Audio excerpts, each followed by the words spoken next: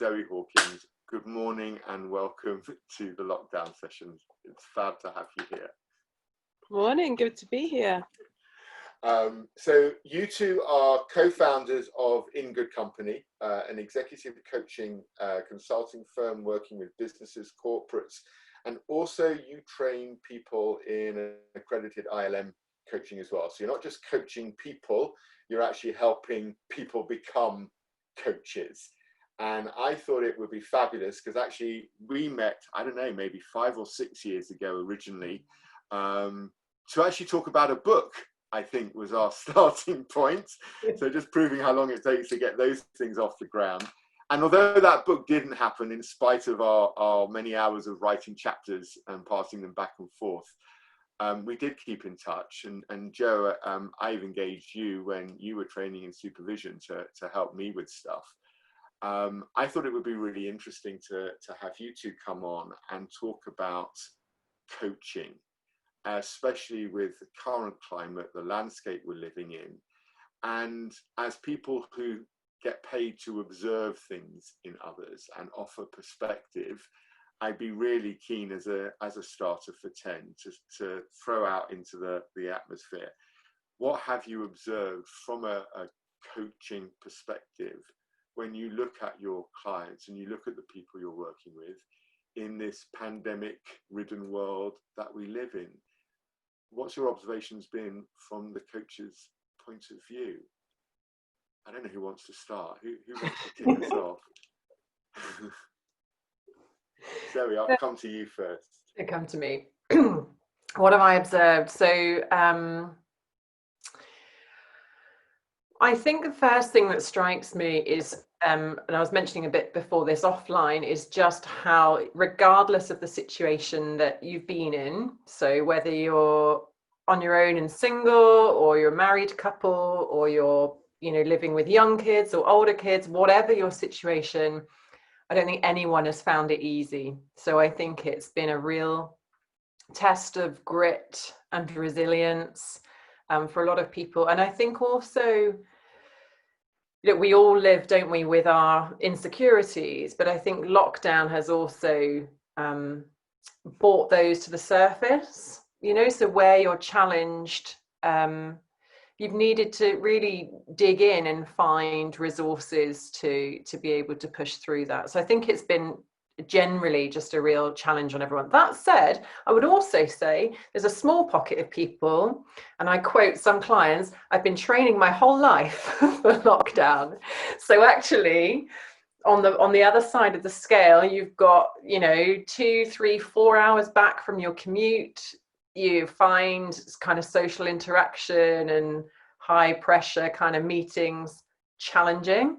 And so the chance to be more introverted and discover more of yourself, that's probably also come out as well. Not necessarily in equal measure, but that's definitely been there. Well, I hear you. Joe, you'll know from our own one-on-one discussions that I've been practicing physical distancing for 28 years. So this wasn't overtly challenging. So I hear what you're saying, Zoe, and think, absolutely, I know people like that and live with one. Have you seen the same, Joe? Yes, I think, and also a lot of clients seeking purpose. So whilst people always, there are people who are always interested in, what is my purpose? Am I living my life, in terms of achieving that and following it? But I've seen more of that and more of really wanting to get to the heart of what does that even mean? And what does it mean for me and my life and my choices? So a lot more people investing in themselves. So on our coaching programs, we've seen more people investing in the program themselves rather than their organization paying for it, because sometimes they wait until the organization can pay. I think also it's prompted people to think about, what do I need to get closure on? Like, what have I been carrying for too long? What are the rocks in my rucksack that I really am tired of carrying, and I want to do something about that? And with the managers and leaders that I coach, they are trying to work out, how do I look after my team? In this new environment, what does it mean for some, the teams will be shrinking, or the organisation is being restructuring. So that prompts a whole range of emotions, whether you're in that at-risk group or not. It prompts a lot of different feelings, and a lot of the leaders I work with are very passionate about mental health and their role in it. So they're interested in, what is my voice and my contribution and my legacy that I'm creating beyond my functional role? So there's been really interesting discussions about that. And I'm sure there's 100 other things as well. But I think, especially with that mental health angle, I think there's such a huge risk when everybody suddenly is virtual, when leaders and managers have to very, very quickly move from how things are getting done to what is getting done, and avoiding that trap of calling their team members 6 times a day to see how they're getting on, because they're told you've got to have more contact with your team. And actually, if I did have a manager and they called me 6 times a day, I'd be really suspicious of what they were really calling me about, because it would feel as though, I know you're trying to engage with me and create this intimacy, but actually you're going against that. I don't think you trust me. Stop calling me and sending me WhatsApp messages when all you really want to know is, am I getting that done? And so I hear that completely. I wonder then, as coaches, for me anyway, this is about how leaders show up right now. How are you showing up? And that looks different to so many people. Where does coaching, do you think, help there? For me, leadership has always been about being a decent human being. I think there's lots of leadership theories and lots of places you can go, but I think fundamentally what it comes down to, and I think there is a term, isn't it? Compassionate leadership is just, how do you show up to work as a human? And with that comes being able to be vulnerable, but being your authentic self. Because I think if you turn up and try and be anything else, particularly in the times that we've just lived, that's really hard. So as I started to say, everyone has a struggle during lockdown. The leader that shows up trying to show that they don't have their own struggle, that's where you miss the connection. So I think what this has really been about as coaches is we can help people to learn to just be themselves and show up relaxed, easy, open, ready to listen, ready to learn. You don't have to have all of the answers. And I think that's probably been one of the things I've seen the leaders that I've coached is, traditionally, I think they're expected to be able to have the answers, have the strategy, know what to do. And some of the people I coach find that hard when they don't.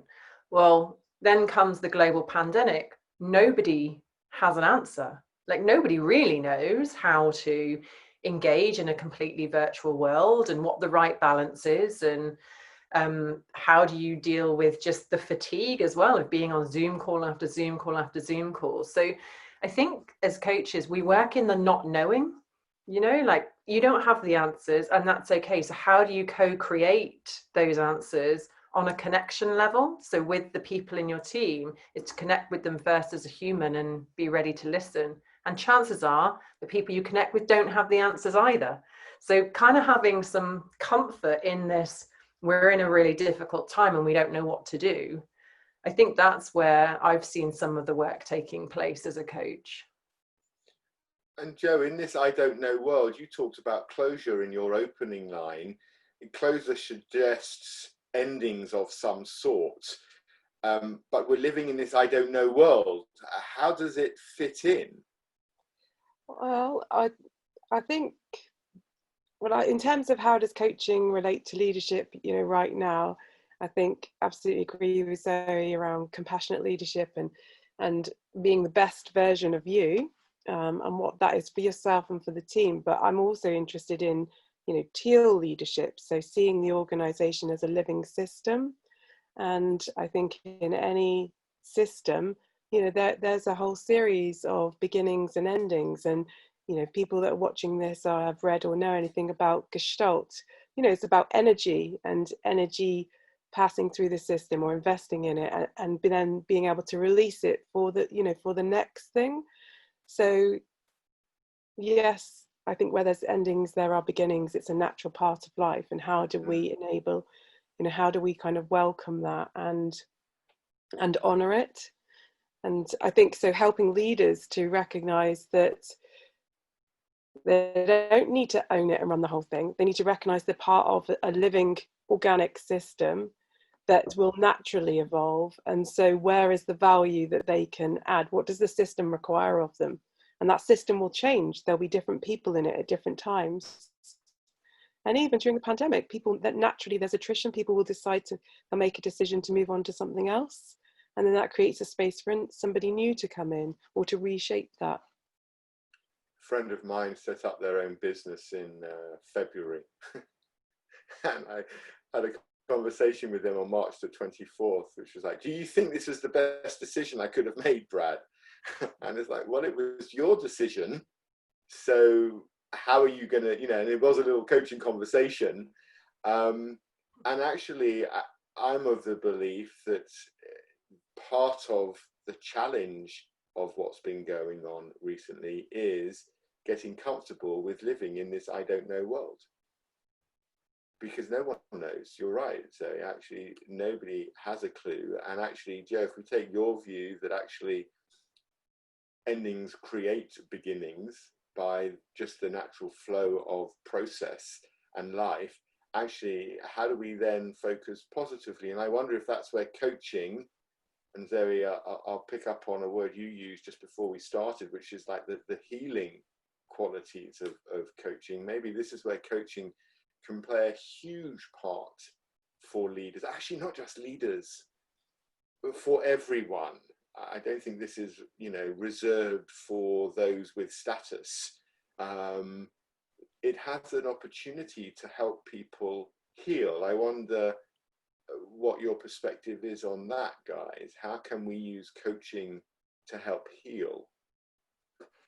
Yeah, and I think it links to what Joe was saying around closure and, you know, where you've been carrying all these rocks around for some time. And for some families, lockdown has given people space to think. And for busy families, there's no space. But in that, there's healing, perhaps that I'm sure all of us can do.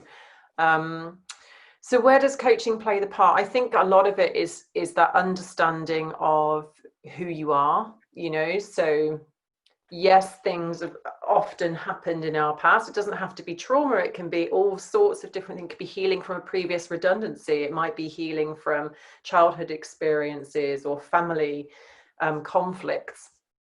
I've seen all sorts kind of come through our coaching conversations. And I think sometimes it's having space to unpack what's going on. So, you know, an example, I was chatting to a client about a conflict that she had in her family, and she was trying all the things, and she's a leader, but it just happened in this conversation she wanted to focus on that she tried all the things. And in the end, I think I just asked her, what is it that you would like to have happen? And she gave me several examples of what she'd like to have happen in the relationship. When in reality, we then got into talking about what would you like to have happen for yourself? And then it went to, I don't want to feel the guilt. I don't want to feel the shame. I don't want to feel the pressure. And so then we just talked about those emotions. And whilst we didn't do anything in terms of how you're going to fix it, because she's already tried all the things. So it's not about what does she want to do. It's just how does she think and how does she feel about the situation. And then I think that is healing, you know, being able to go to those places rather than be focused on the action and the momentum and the drive, because with all of that brings more emotions of pressure and failure and, you know, all sorts of other things. So I guess coaching helps people to connect with themselves, to be present, to understand what's going on inside of them. And I think through doing that, it creates a space to be able to heal or to get closure, or whatever the word is that you kind of want to attribute to it. Joe, you're smiling there. Well, I was just thinking about in our coaching crowd group on Facebook, which is for everyone interested in coaching. We've been having a bit of a debate this week about, where is there a line between counselling and coaching? And obviously in our coaching training, we also talk about this. Is there an actual line, a dotted line, no line? Is it okay if your coaching client says, oh, this feels so therapeutic? And, when I first did my training, if somebody said that, the client said that to me, I think, oh, I overstepped the line. And actually now I'm like, great, like, it's their You're doing your experience. job. Yeah, because so, but it depends on, your competence, your experience, what you've agreed to work on. And I think in terms of, and then Zoe and I have talked about, is it okay to talk about coaching as healing, and is that part of what we need to talk more about? I think it depends on how we define healing, and there's lots of different connotations with it. So I think there's a really rich discussion that could be had around that. Part of that, I think, is how do people experience that on a day-to-day basis? I think there's a lot of high-performing individuals, and I think probably, I remember being in my career and I could, performing well in my role, but is there a part of me internally that still didn't feel like, do I quite fit? Am I good enough? Am I too young for this role? So I don't like the expression that people use in imposter syndrome. I hate that expression. But just to me, it's more about some people perform really well, but the enjoyment isn't there. And what they would like is like a level playing field of performance and enjoyment. So is there anything that feels like they would like to resolve that's creating noise or like internal conflict? So there might be a part of them that feels like, yeah, I'm confident, and then this other voice in their head that says, no, you're not. What about that? No, you're not. Or like there's obviously working with men and women. I find that quite a few of the men that I work with that are maybe in their age bracket of say 30s to 40s actually feel quite isolated. And then one of my clients recently said, I did some research about this because I thought, is it only me? And I was so relieved to find this is what happens when you're a male and you're like in your 30s, to 40s, and somehow you haven't kept in contact with your friends, and you might have a family, you might not, but who do you talk to? So what is it that people need to believe in order to help them to live their best life hopefully that's an accessible way to explain it, and obviously it's a bit more complex in some ways as well.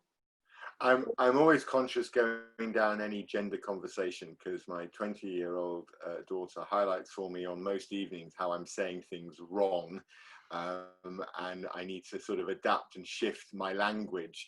But is there something from the emotions perspective where, very generically speaking, when you highlight males feeling more isolated in their 30s, who do they speak to? Is it that as boys growing up, we're taught not to express that emotion, how we feel? We have to, be a big, strong boy and get on with it. I know when I think of a number of male clients that I've worked with, and even female clients who might be talking about their male partners, will complain about the inability to express emotion. And yet when you dive down into who taught those young boys not to cry or not to express themselves, it was most likely their mums telling them, dust yourself down, up you get, come on, carry on, be a big strong lad, no need for tears. And have we moved to a point now, maybe what this pandemic offers us is a chance for mass healing, to express how we're feeling? The mental health topic is now front and center, actually, and not because we have Prince William and Kate talking about it, but because it's everywhere. You've got sports people talking about it, musicians, you've got a huge amount of publicity around sort of suicides that are happening because of mental health issues. Maybe we're in a time now where we can use that word healing in its unadulterated sort of openness of what it suggests, because it's not about taking 6 months off and healing a broken leg. We're talking about the soul and the mind and healing those elements. Maybe the world is ready for that because of the natural global empathy we all have. It's been a long time coming. Yeah. And I think all it takes for healing is a container. And I think that's what coaching, for us is. For some people, it might be therapy. For some people, it might be a great friend, right? But I think it's a container of a safe space. And, one thing that we see time and time again, or, and Joe and I talk about kind of men with emotions and women with emotions. But actually, if you create the container, men are very able to talk about their feelings. I just don't think those containers exist as readily available. And it's little things like the skills of actually listening. Like, I think most people would describe themselves as a good listener. But when you train to be a coach, listening is so much more. It's listening without any judgment in your head. So listening without the need to respond, listening without the need to provide a solution, just being present with somebody in their emotion, in their pain, in their joy, whatever it is, but just to be present. And that's all that it needs. And I think that's why Joe and I experience coaching as this kind of cathartic space, because so many people are craving connection. They are craving the ability to talk about all the things that are on their mind, because let's face it, everyone has stuff on their mind all the time, whether it's personal or work, all the projects they're working on, all the goals, all the pressures, all the responsibilities and roles they have in their life. There is very little space to just be still and to actually think about, what are my needs and how am I feeling, and how do I want to show up this afternoon, tomorrow. And I think just having a container to be able to do that is just healing in itself. It's not like we're doing anything. We're just there. No, and so you posted a question on Facebook the other day, didn't you, in the crowd, about how do you define coaching? I think you just did for me. Right. Yeah. You create a safe space for people to be comfortable to express what's going on. There is no judgment. So it's not about setting a goal. What would you like to achieve in today's session? But it's much bigger than that. So much bigger. How can I create a space so you feel comfortable to talk? And if you do that, no wonder it's a therapeutic process. Yeah, I had a lady turn up to a session, very, very senior executive.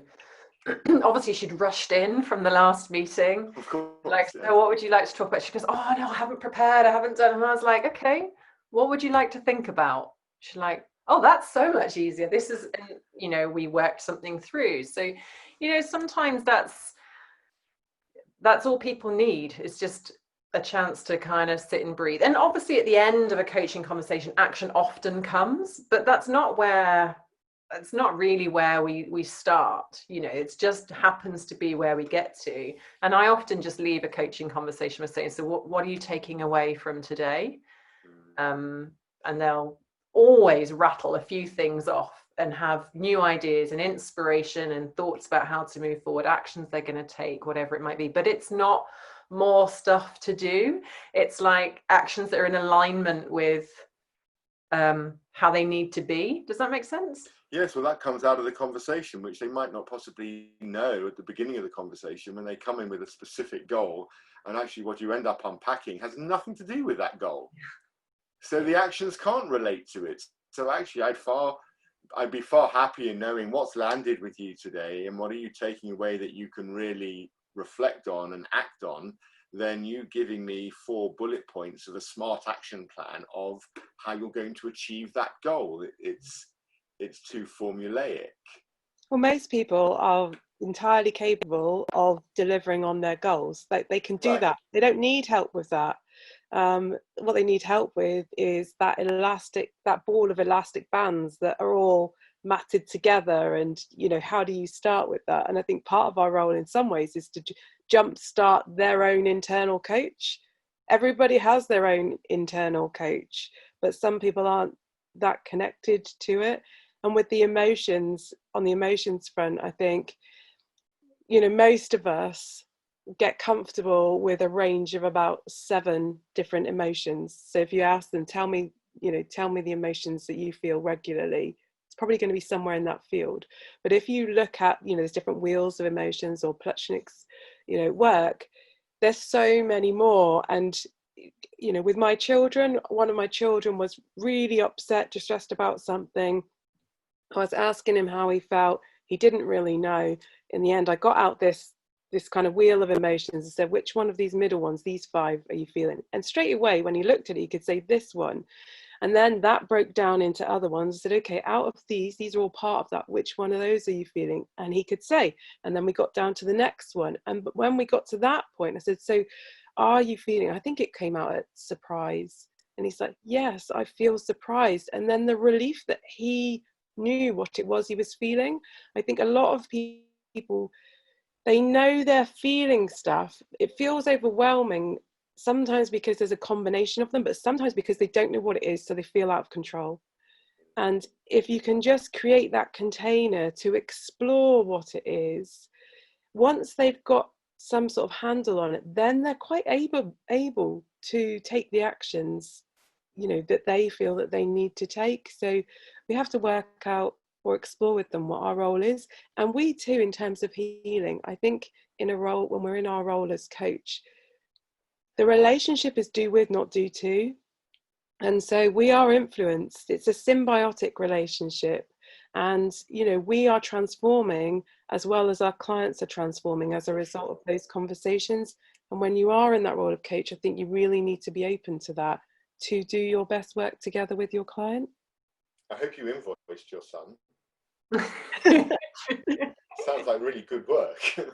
He coaches me. I can tell you, I learn a lot from him. He tells me all about reframing and everything. Wow, okay. Well, I think that shows how open we need to be, right? Because I think that's where I've learned so much and loved it. What I've loved about lockdown is having a 21-year-old and a 20-year-old in the house. I never thought I'd have them living with us again. And actually just enjoying them being around, listening to some of their thoughts, their process. Some of the debates at dinner were actually a little heated at times, but that's so lovely because it means they're growing and they're having, their opinions, or seeing sadness and thinking, when Oliver said, when do you think I can go back to chef? He'd been here for 4 months. He's 21. He wanted his life back. And then he's like, we need to move him into his new home. And he's like calling me saying, listen, when are you seeing your mum and dad? Because if you're going to come up to the house, I've got people here, there's other people here. And just that thoughtfulness that I didn't expect. Maybe I'm doing him a disservice, but I didn't expect, a 21-year-old tends to just think about themselves. The whole world is about them. But actually, it seems as though, and someone was saying to me, we were all in the same boat right now, this kind of global empathy with regards to the pandemic. And we ended up having this discussion where I suggested maybe we're not all in the same boat. We're in the same storm. We're all in really different boats. Yeah. And then to your point, Joe, about emotion, I wonder, why are we so limited in our understanding of our emotional self? It seems a limitation that humans have. I know you like to explore things. I wonder where does it come from, and what impact do you see it having? Well, there's a big question for him. Well, I did think that's a bit existential. So we'll come back for episodes 2, 3, and 4 to actually cover that off. But at a high level, for me, I'm wondering if it's just we're busy. you know, and we've lost that that connection. And I think that one thing the pandemic has done, so when you say like, yes, we're all in the same store, but we are always all in our own boat. It's just that we don't really think about all the boats that are out there. We're not always in the same storm. So one of the things that I've seen is always really powerful. So on our coaching training programs, and also when we do kind of group leadership development, and we would talk about limiting beliefs. And as Joe said before, you know, how someone can be really good at their job, but, you know, inside, unseen, is all these insecurities. When you get people to air them, like all together, people are shocked that somebody else can be thinking the same things as them. Shocked that somebody else fears failure or fears judgment or doesn't feel good enough, or, you know, thinks they're going to be found out. And I think because we're so, less so now, but I think traditionally before lockdown, where we're commuting to and from and we've got these busy roles, I think people are so caught up in their lives and in their securities, they don't connect it to the emotion. It's like the circuit's broken because of how busy we are. And I think the pandemic has made everyone slow down and just be like, oh, I can't go anywhere. You know, I'm literally here in my house. So like for me, I've got 3 children. I would spend my week, one would go to swimming and one would go to gymnastics, and you'd be taxiing around. And it wasn't until 8, 9 o'clock at night, I'd sit down on the sofa and I'd be like, whew, yeah, that was a day. And that's just my life. Some, you know, take an executive in the city, they're on the tube, they're rushing meeting to meeting to meeting. Where is the space to make that connection? So I think lockdown and the pandemic has almost created a pause. And in that pause is where things just come to the surface. I also think that a lot of people think they're not normal. And they fear that, then deep down, that they fear that they're not normal. And because people, I think, well, you know, when in school we had PHSE, I think, whatever it was called when we were at school, but I don't remember having any sessions whatsoever around emotions and normalizing emotions. So I don't think that we're really taught about it when we're growing up, and then, you know, we sort of just experience them, that we learn through doing. So we're influenced by our family situation, by our school situation. Before we know it, we're adults, we're in work, and we're expected to be able to manage our emotions and help other people to manage their emotions too. And we have, as human beings, you know, we have that need to belong. And so sometimes I think we get confused that in belonging that we must all be the same. So we don't see other people, you know, doing that, then, you know, we sort of become restricted. So I think there's lots of different things that play into it, but emotions are normal. They're healthy. There's no good emotions and bad emotions. I think in society we have this concept that, you know, happiness, you know, joy is good, sadness is bad, keep away from that because it might swallow you up. So how do we actually learn to acknowledge and accept and you know, take the learning that we need, you know, and start to understand, you know, yeah, what it is that we can learn from them, and enjoy all of the emotions that we have, because it enables us, it opens up so many more possibilities. I think for me, it's where I've grown the most is when I've found the space to lean into how I'm feeling. I do not need more space to think. I have more than enough time and aptitude at that process. But actually where I learn the most and where I've grown, even in my teens as well, when I'm totally caught up in my head as a thinking child, actually is when I learned to sit with a feeling. And I think, Joe, you know, that exercise you did with your boy, I think is great, because if we can teach people and help them see that it's fine to feel like that. So if you're in a bad mood, be in a bad mood. You don't just spread it to me, by the way. I'm not going to get sucked into your bad mood. you're entitled to your bad mood, so have it. But at least try and understand what triggered it. And what do you feel when you're in a bad mood? And what's the difference between what you're thinking and what you're feeling in that bad mood? And what's stopping you from coming out of it? Because I think we can also get very comfortable in a emotion, and if we don't really understand or know what it is, we can get stuck. And then I think then it's another avenue for coaching from my perspective, which is how do you help people get unstuck? And when I hear emotion, I see a lot of clients who get stuck. And I wonder, you're nodding there empathically, Zoe.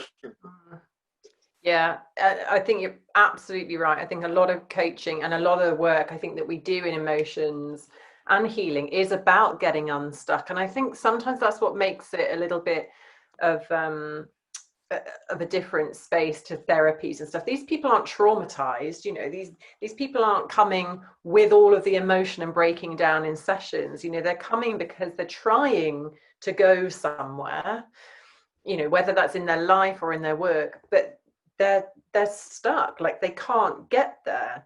And that all the work that we do in this safe space and in this container is about learning and growth.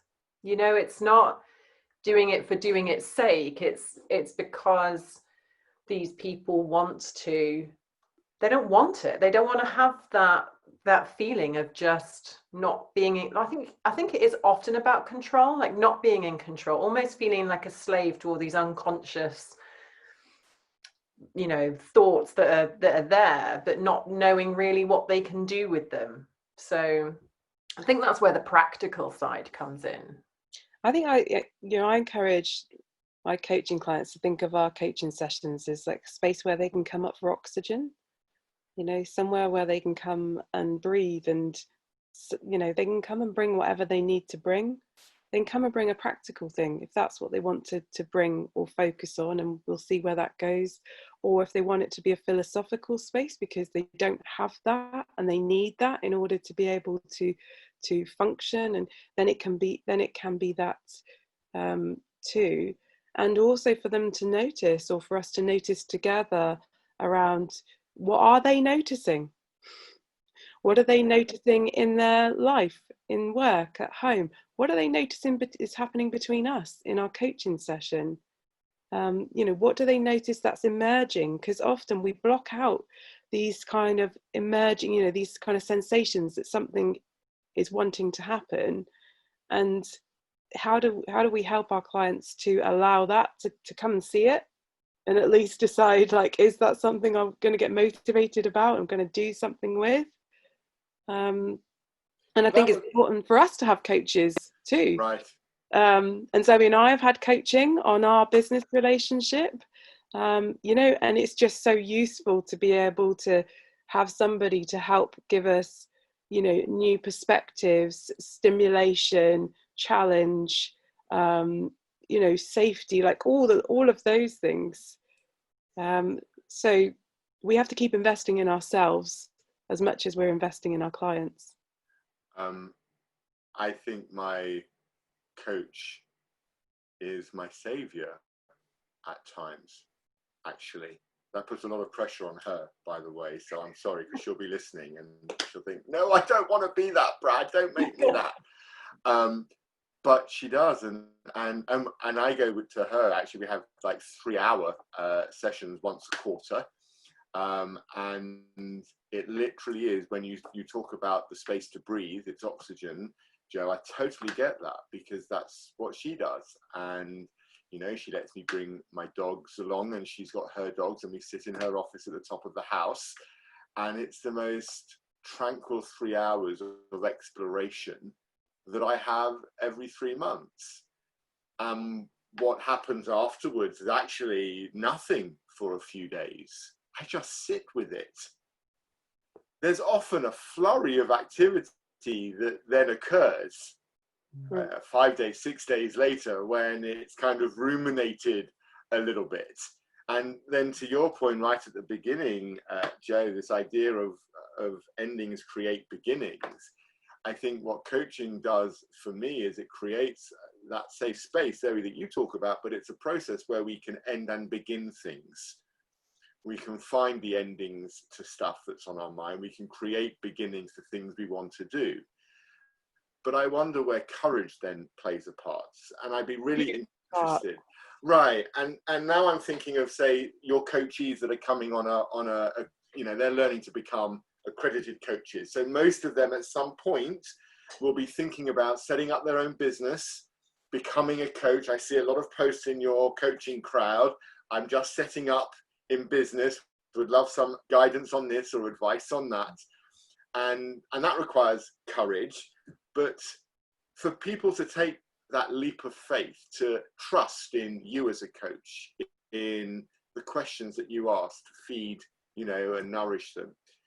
How do you see courage playing out, especially right now, because we are in an I don't know world? You need even more courage when you can't see the end. Good question.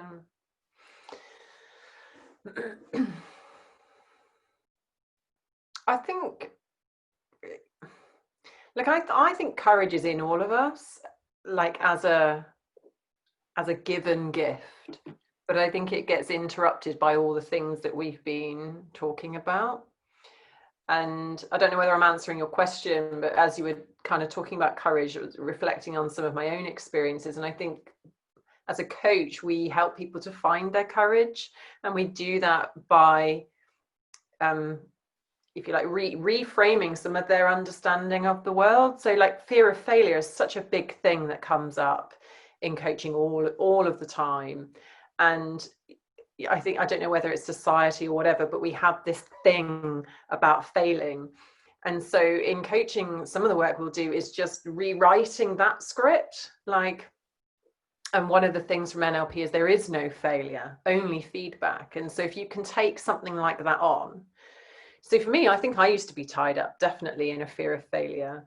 And ironically, I know also one of my values is about achievement. And unless I bring courage and take risks, I don't get a sense of achievement. So yeah, right. It's just all wound up in one circle. Needing achievement. And in the middle, the piece that was missing really was courage and risk taking.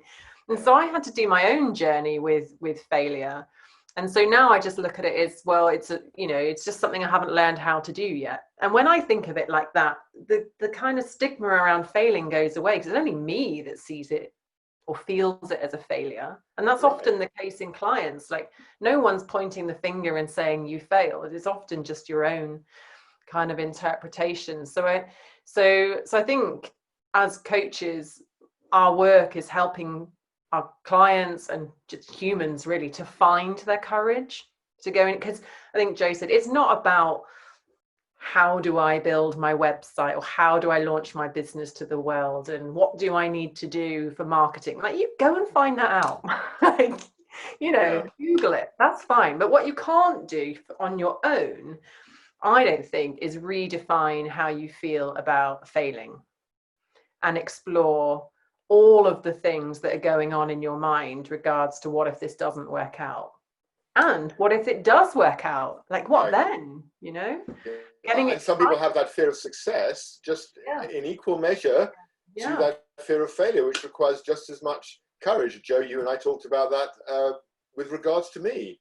It was never a fear of failure, the ego was too big, but the fear of success haunted me of what that would mean. Yeah. And I think part of our role as coaches is to model courage. I think we need to model courage in the questions that we are prepared to ask, that sometimes we think, is this going to break rapport? And what does that mean? Am I going to go for it anyway? Like, do we have the foundations in this relationship? I think we need to have courage to decide when it is or isn't appropriate or useful to share something of our own story, to help, you know, with the courage inside people. When Zoe and I in the coaching crowd started doing videos, we were petrified. And I remember saying to Zoe, hang on, send me the video, I need to see it, like I need to hear it, I need to double check it, and then we're going to need to edit it to within an inch of its life before we possibly send it. And I could hear myself saying this out loud and thought, where is the integrity? I am working with clients every day, helping them to stretch into where they want to stretch into. I have to be congruent with that. So I said, so right, okay, what I just need to work out, what do we need to say with the video that would enable me to feel comfortable with that going out. So we very quickly worked out what that was.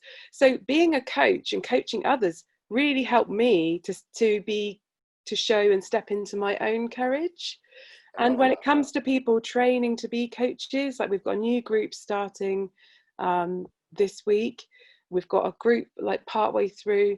There are waves of being petrified, you know. So one week people are like, oh, this feels good to me, I love this is my stuff. And then the next week they're like, oh, you're going to put me into a practice group to practice this. I don't know if I can do it. I'm not prepared. And you know, that's just a normal part of that learning process. And our job, yet again, is to, you know, is to create that safe space in the larger group, in the smaller group, in the relationship with us as the facilitators, and to normalize it. It's normal, isn't it, to be, you know, the natural emotions. What is the purpose of that? Is there any secondary gain? Like, what are we getting out of staying in this, like, really comfortable emotion that's getting in the way for us at times? So I think part of it is, you know, helping our clients to feel it and do it anyway, in a very simplistic way, and to be there to debrief, to celebrate, right, to laugh. Like, what about the play and the laughter?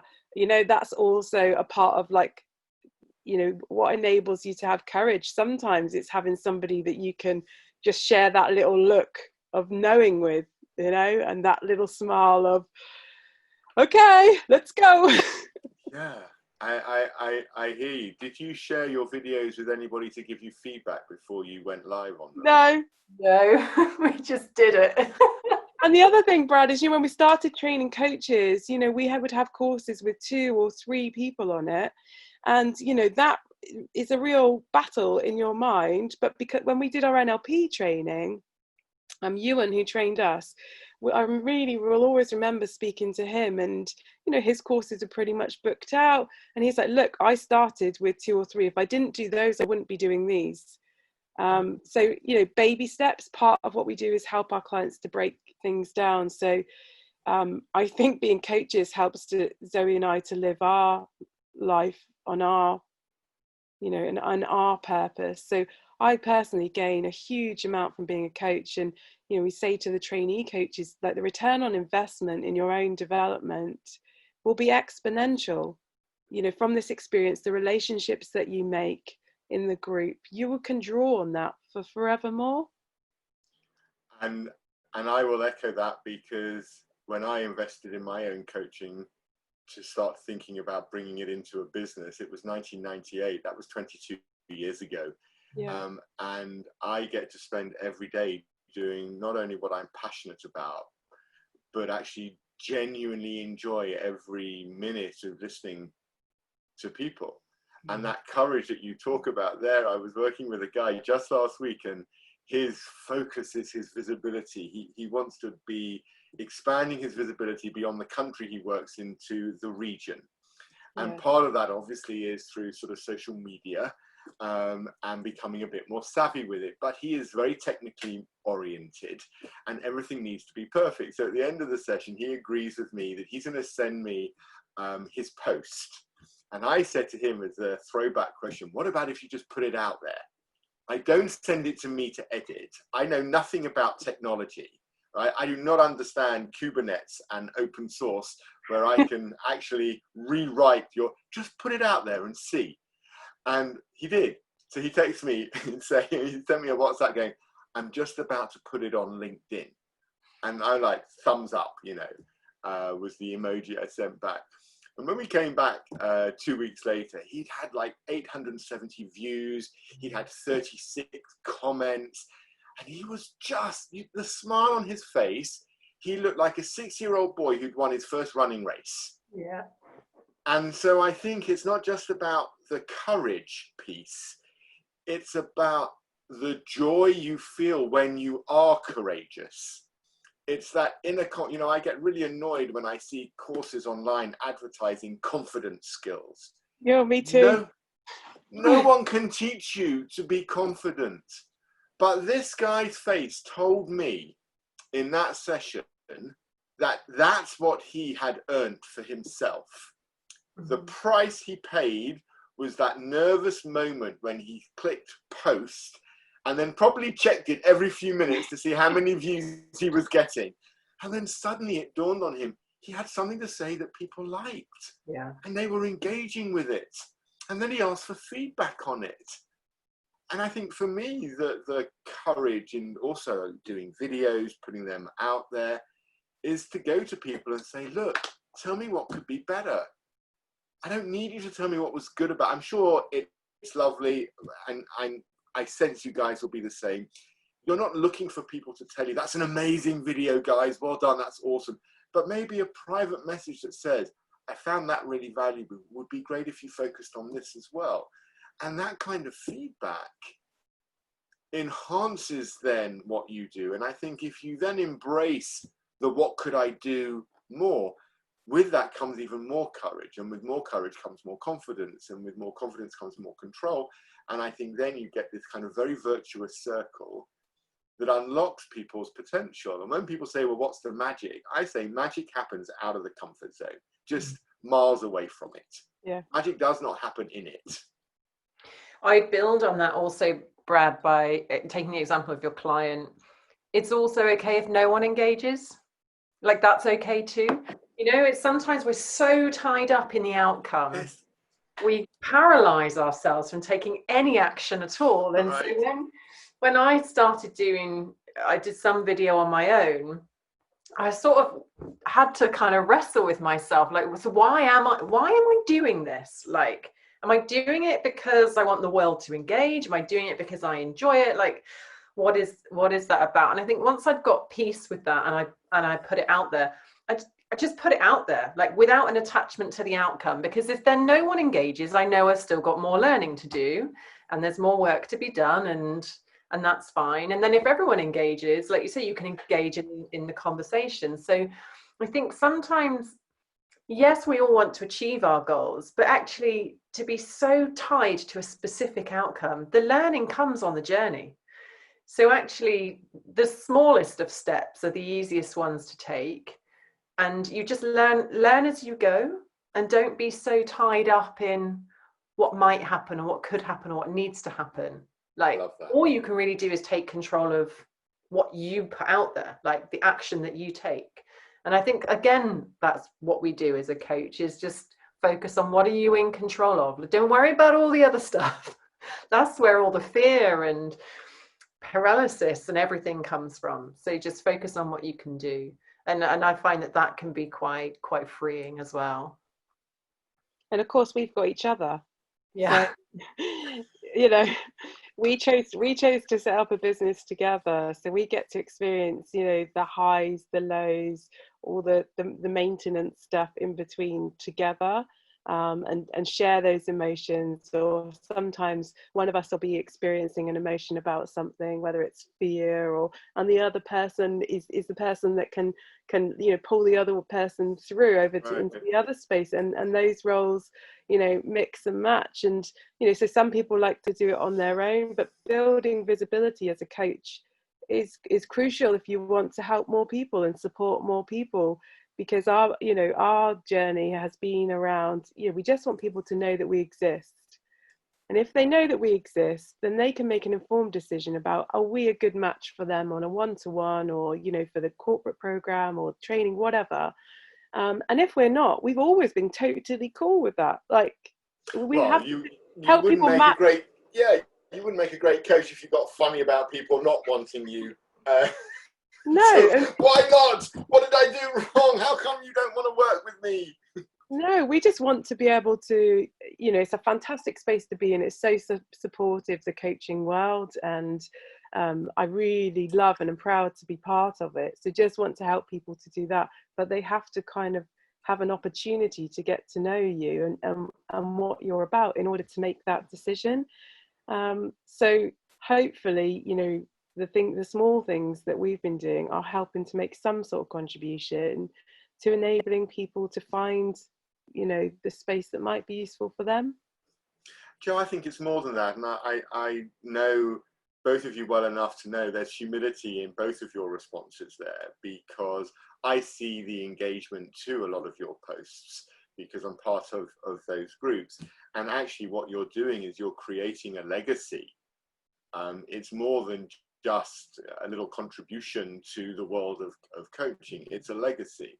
You're engaging with people in ideas that they don't even need to be coaches. They just need to like the concept of coaching, and they can be having really meaningful conversations with the people in their own ecosystems without, well, literally by listening for 8 minutes to one of your videos. We'll put a little link to the coaching crowd when this goes out, because I noticed you engaging with someone just the other day actually who knows people in my family from up north who's part of it, looking for coaching podcasts. I think you're definitely onto something there as well, guys, because maybe what coaching does, and I don't know if you feel this as well, because I feel really privileged to be paid in a job where I do not need to know the answer or give advice. It's actually beneficial to me to not be an expert. And when I was in my 20s, I really wanted to show up like the cleverest person in the room. I wanted to be that person who was high achievement driven. It was all about that. I was brought up with a culture and sport of, you know, if you don't come first, no one remembers you. So come first. It's not a debate. And actually what coaching has taught me, and it continues to, is that it's humbling to have people share their stuff with you, and you do not need to have any answers. You literally create space. And it goes back, Zoe, to your phrase there, that container bit. It's the safest space that actually they're willing to pay. That's how horrible the world we live in is, right? They actually have to pay to have space created for them to find their authentic path. Actually, it's a sad indictment of the world we live in, perhaps, but it's our business, so we've got to encourage it more and more, because without it, I don't know actually what I would do. I'd have my own little echo chamber where I just talked about stuff to myself to see if I can clear it up. Like, you know what, Brad, I think even if the world was enlightened, I think there is still something nice about having a completely objective person. You know, I've got great friends who will sit and listen to me, but I quite like offloading to my coach. Like, you have it. Like, you know, right. I want to share that with my friends. Like, they'll listen and do all the things they need to do, but with your coach, like, there's no sense of responsibility. It's just yours. It's entirely right. Like, you just go and share it. And I store things up. I actually store things up that are coming, because I know, oh, in 4 weeks I'm going to see, and so I'll make a little note. It may have gone away by then, but if it doesn't, I sometimes go with a list of the stuff that's in my head that I feel actually my friends probably don't want to hear that. They're not quite as welcoming of some of the challenges I want to bring. Guys, as we kind of come full circle, I'd be really interested in just posing a final question to both of you. And Joe, if I come to you first, what have you learned over these last 6 months about yourself and how you operate in this kind of I don't know world, either with your coaching hat on or as a business owner? Maybe it's the same hat, but what have you learned? Take that coaching attitude and bring it straight into our conversation. What have I learned? I think I'm still learning about what I've learned, because I feel like we're still in process. Yeah. I've learned that I need to look after myself, that there are things that I feel anxious about, and I am definitely connected into that wider world. So when there's this high level of anxiety out in the wider world, it comes through the clients, and you know, and I feel it. So I've got to look after that. I know that my achievement driver was in full force. You know, we've gone through individual EMCC accreditation, we've added new programs, we've got the programs EMCC accredited, we've launched new branding, we've launched a new learning. I mean, we have gone, you know, we've gone for it. And I've done a mosaic wall from all the stuff we've collected from the beach, and we've built a stage in our back garden base, you know. And obviously, you know, I'm a mum of two, and, you know, I balancing all of that in a way that enables, you know, what, just to create happy memories. It's, you know, it's just so important for me personally to create happy memories, and life is an adventure, and adventure is one of my values. And no matter how small it might feel that our world is becoming, you know, through lockdown, or if you're having to shield, I think I personally feel I can still create those mini adventures. They may look different. We were supposed to be traveling Europe, you know, with the kids before they go on, you know, to the next school. That hasn't happened. So I think I've learned how to let go of, you know, of certain things, how to embrace new things. I've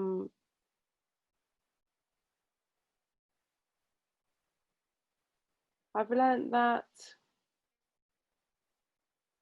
I'm very lucky. That's lovely to have gratitude. I am very lucky, yeah. And I'm lucky because I've worked to create that luck as well. Because my husband will always say, "We're not lucky. We work, you know, we've created it." But I am very fortunate to have, you know, great relationships in my life, and coaching adds to that for me. I really value the relationships that I have with my coachees, and you know, some people will keep in touch, and some people, you know, we have those close relationships for the duration of the coaching, and some people, like, you know, coasts are like ghosts in many ways. I think, you know, we're sort of there in the background, and other people might not know that we're there supporting people. I know that I love my work. It's unfaltering for me. I love that. Such clarity. Zoe, final question to you. Hard to follow. I'd probably echo a lot of what Joe was saying. And funnily enough, on our coaching programs, we often get called Joey. Like, we do sort of merge like one person. So. And when you go to spas and other unknown places. Yeah. Do they not always get it right as well? Do they sometimes call you Joe and you Zoe? Or yeah, it doesn't matter. Doesn't matter. Right? Really freaky stories about where I've been called Joe in like really random places. Like on my supervision training, I was in a spa the other day. Anyway, we'll talk about that offline. So what have I learned? Self-care, definitely. So toward the end of lockdown, when everything else was opening, I've got 3 children. My husband's working. I'm working. Three children, and you know, very challenging as well, kind of family unit. So what I learned was I absolutely have to look after myself. So I took a 24-hour spa break, and it was so hard for me to take it, Brad. Like, honestly, I wrestled for about a week. I was like, I know I need it. And then I was trying to work all these convoluted plans of like how I could possibly like leave for 24 hours to have it for myself. Right. Obviously, total rubbish, because all I needed to do, my husband's more than happy to have had all 3 kids, you know, for a day for me to go. But I just felt like, how can I possibly go? So in my head, I'd created like this massive problem. And all I needed to do was just step away. And I stepped away for 24 hours and came back feeling like a new person. So I've always known in myself, I have this very be strong driver. Like, I'll keep going. I'm fine. When in reality, it's okay to not be okay as well. And that's the line we put out. But when you're in it, it's actually quite hard to see it. And so doing more regular things for myself, because I too am important, you know, turning up for everything else. And of course, as a coach, aren't you? It's a very giving profession. So you're giving when you're with your clients as well. So that you have to find a place to resource yourself, to be able to do your best work, as well as to be a good parent and a nice partner and all the other things. So yes, self-care, and I would echo with Jo, I feel incredibly fortunate during this whole thing, you know, to be here, you know, with my family who I love, in a house which we bought a house where we really wanted to live. We created the environment we like, you know, we worked hard to achieve that. So I think, again, this all stems back from being a coach, right? Like, you set out to create the life that you want. Nothing happens by accident. And so to see and really experience all of that come to fruition in such drastic circumstances, I've just felt incredibly grateful, fortunate, and proud, I think, as well, like, to have been able to create the life that I've wanted to live. So yeah, because actually there's a lot of investment goes into that, and a lot of hours spent where nobody sees the effort, the worry, the stress, the pressure, and what everyone else has to give around, or what you sacrifice for that. And I know I'll often talk when a client will ask what's the rate, if they're a new client, if I share the rate and they balk a little bit, you know, I try to remind them that it's not the 1 hour of coaching they're paying for. Yeah. It's 25 years of doing this work and investing in others that allows us to charge a rate, whatever that rate is. And I think listening to both of you talk about that gratitude, I know that I have a really dear friend who works with me as well, and she has permission from me to call me out whenever I say something's really important, and then she sees me behaving in a way where I'm not honouring it.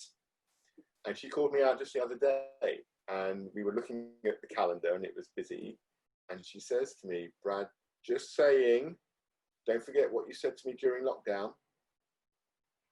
And I'm like, "No, noted. Shall I clear your Fridays then, moving forward?" I'm like, "Yep." And I said it through gritted teeth, but she held me to account. Yeah. Because actually, with all the best intentions, unless we do honour ourselves, you can't honour anybody. Yeah. And I love that. I think, you know, we started off this conversation talking about coaching as a healing process for others, and we've ended with it actually being something that helps heal us, which is for me why it's humbling. Jo and Zoe, thank you so much for coming. We said that if it was a half-hour conversation, it wouldn't be great, so we've been able to extend it to 54 minutes. So that's just awesome, right? Well, thanks for having us. Love to talk to you, Brad. I always enjoy it and always energizes us. Thank you, and I look forward to connecting with you both online as we keep going through your coaching crowd, and maybe we'll get another opportunity, maybe in the new year we'll come back and see what the world looks like and put it to rights with coaching once again. Sounds great. Sure. Zoe and Jo, in good company, it really was, and I wish you both to keep well and be safe, and I'll see you both very soon. You too. Thanks. Take care. Cheers, guys.